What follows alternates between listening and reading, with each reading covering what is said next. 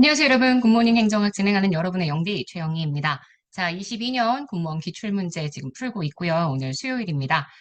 일단 6번에서 10번이라고 나왔는데 이건 잘못 나와 있고요. 오늘은 11번부터 15번까지 5개의 문제 풀어보도록 하겠습니다. 제가 공무원 문제 풀면서 문제가 약간 자의적이다라는 얘기들을 되게 많이 드리는데 이번에 봤던 11번도 그렇습니다. 근데 이 11번 문제도 좀 알면 이거는 함정이고 이렇게 해서 문제를 풀어줘야 되겠구나라는 생각이 충분히 드실 수 있거든요. 공무원은 조금 고민하고 생각하고 문제를 풀어주시는 연습을 해주셔야 되고요. 기본적으로 25문제잖아요. 이 25문제의 시간을 좀 많이 할애해서 봐주시면 좋을 것 같습니다. 자, 베버의 관료제. 관료제는 아시겠지만 기계적인 조직으로서 근대 산업사회의 그러한 생산 방식을 구현하기 위한 가장 적절한 조직이죠. 합리성이라는 걸 굉장히 중요하게 생각해서 합리성을 조직에 적용합니다. 목표 달성을 위한 효과적인 수단으로 관료제를 간주하니까 맞습니다. 자, 2번. 실적을 인사행정의 기준으로 채택하는 실적주의. 이제 헷갈리실 수 있단 말이에요. 왜냐면 관료제에서 보상은 보통 연공서열이잖아요. 내가 얼마나 잘하느냐가 아니란 말이야. 그래서 실적은 아닌 것 같은데 이러는데 인사행정 이론이면 실적주의 아니면 역관주의거든요. 아니면 대표관료제.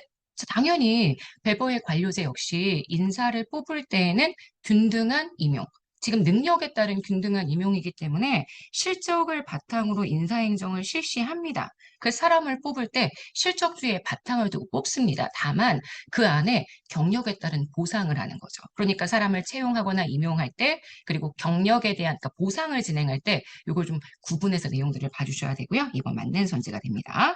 조직의 목표 달성을 위해 절차나 방법은 문서화되어 있습니다. 그래서 공식화 특징으로 가지고 있고요. 관료제의 구성원들은 절대 조직 전반의 일반적인 업무 아닙니다. 완전히 수평적 분업화되어 있기 때문에 내가 담당하고 있는 분야의 업무에 대해서만 책임을 지죠.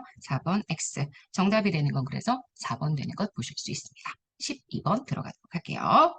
자, 12번은 정치행정 1원론과 2원론. 정치행정 2원론이니까 일단 행정의 정치적인 성격은 나타나지 않는다. 다시 얘기해서 가치 판단, 의사결정, 이런 성격은 나타나지 않는다. 이렇게 봐주셔야 되겠죠. 자, 행정을 공공서비스의 효율적인 생산과 공급 분배에 관련되어 있는 비권력적 관리 현상으로 이해를 하죠. 자, 역관주의를 극복하기 위한 시대적인 요청. 역관주의는 너무 행정이 정치에 구속되어서 움직이는 그러한 따까리라고 제가 말씀을 드리는데 그런 역할을 했기 때문에 분리시켜야 한다. 행정은 순수한 관리적인 측면으로 가야 한다. 정치적인 판단을 할 필요도 없고 정치의 영향을 받을 필요도 없다. 이게 펜들턴법의 재정 목적입니다. 그래서 이거 맞는 선지가 되고요. 정치로부터 행정의 독자성을 강조합니다. 맞아요. 과학적 관리 기법에 기반을 둔 것도 맞습니다. 하지만 과학적 관리로는 1800년대 후반, 그 다음 1900년대 초반까지 행태주의 관점은 1940년이기 때문에 지금 보시는 과학적 관리법에 기반을 두고 있는 행태주의적 관점이라고 얘기하면 완전 틀린 선지가 되죠.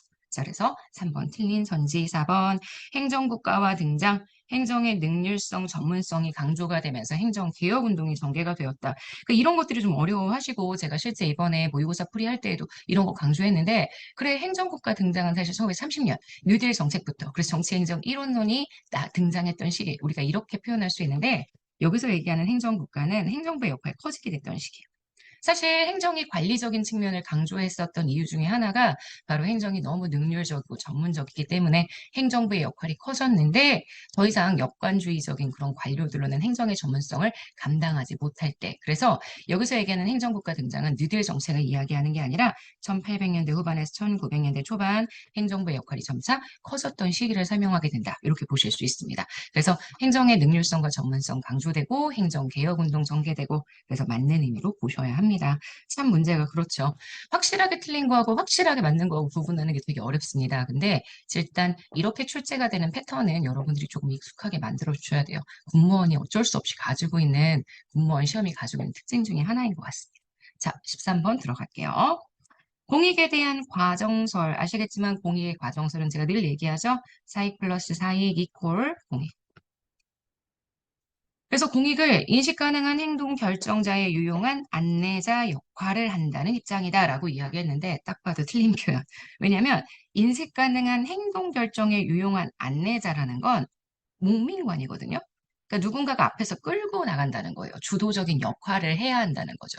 지금 공익이 일종의 유용한 안내자의 역할이고 인식 가능한 행동 결정의 기준. 그래서 그 기준에 영향을 받는 사람들은 공무원. 다시 얘기해서 인식 가능한 기준이 존재한다는 의미로 내용을 봐주셔야 합니다. 저희 또 커피 머신이 작동을 하고 있네요. 제가 아침에 커피를 한 잔 내려서 이런 문제가 발생하는 것 같습니다. 자, 13번 그래서 1번이 틀린 선지가 되고요. 2번입니다. 공익은 하나의 실체라기보단 다수의 이익들을 조정하면서 얻어진 결과 맞고요. 공무원의 행동을 경쟁 관계에 있는 집단들의 이익을 돕는 조정자의 역할로 이해를 합니다. 맞고요. 실체설의 주장을 행정의 정당성 확보를 위해 도입된 상징적 수사. 그러니까 실체설의 주장은 쿨하다, 상징적 수사다. 이거 별로 중요하지 않다. 전정이 정당성을 확보하기 위해서 도입된 마치 공익이 있는 것처럼 이야기하지만 이거는 그냥 상징적인 어떤 표현에 지나지 않는다. 실제의 공익은 사익의 합이다라고 얘기를 해주겠죠. 그래서 이거 맞는 선지.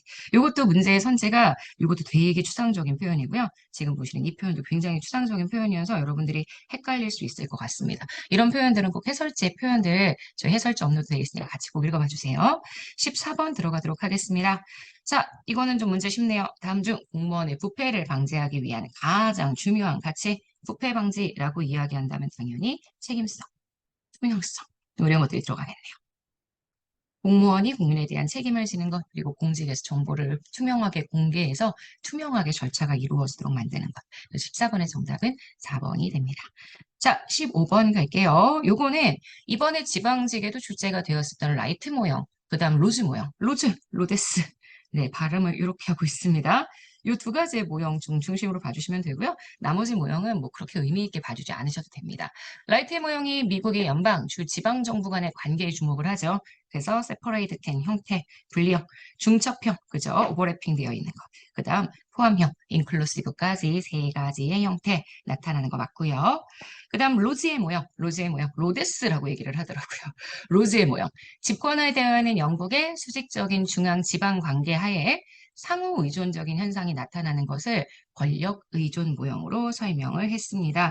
그래서 수직적인 중앙과 지방인데도 불구하고 상호 의존적인 관계가 나타난다. 이렇게 설명을 해주고 있죠. 그래서 중앙과 지방이 각기 가지고 있는 자원이 다르다. 저 영상이 조금 천천히 좀 진행이 되는 것 같은데 일단 찍어볼게요. 그래서 3번 맞는 선지가 되고요. 4번 무라마스. 일본의 중앙과 지방의 관계의 변화에 주목을 합니다. 수직적인 행정 통제, 수평적인 정치 경쟁 모형을 제시했다. 그래서 수직적인 모형과 수평적인 모형 두 가지 제시했다는 거 기억해 주시면 되고요. 그린피스라는 학자는 영국의 중앙과 지방 관계에서 중세의 귀족 사회의 지주와 마름, 이들의 관계에 가깝다라고 이야기했던 지주 마름 모형 설명했다고 하는데 사실 이 지주 마름 모형은 챈들러라는 학자가 설명했었던 모형이고요. 그린피스라는 학자의 모형과는 맞지 않습니다. 그래서 틀린 전제가 됐는데 사실 저는 개인적으로 여기서는요. 여러분들이 1번 하고요. 3번 정도 이렇게 기억하고 넘어가 주시면 좋을 것 같습니다.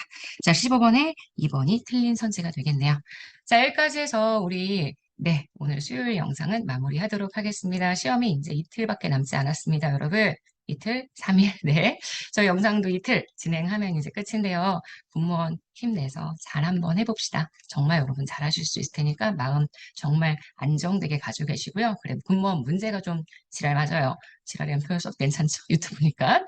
지랄 맞은데, 그래도 우리가 문제 풀 수 있게 만들어주는 훈련들 지금 하고 있으니까 놓치지 마시고 이 부모님 행정 아침마다 꼭 사수해주세요.